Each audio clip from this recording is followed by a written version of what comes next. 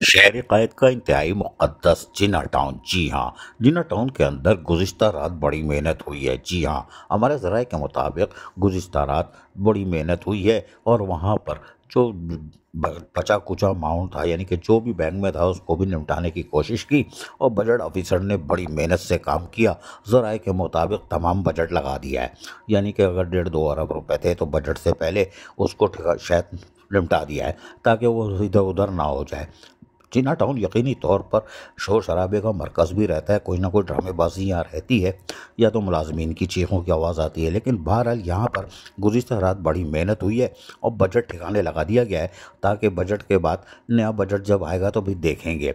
सराय के मुताबिक budget officer ने बड़ा कहा मेहनत की है, म्यूनसिपल कमिश्नर भी मौजूद थे और दो और भी मौसूफ मौजूद थे, लेकिन उसके साथ साथ अब सारी जिम्मेदारी आ गई है अकाउंट ऑफिसर पे, बाकी वो निपटाएंगे।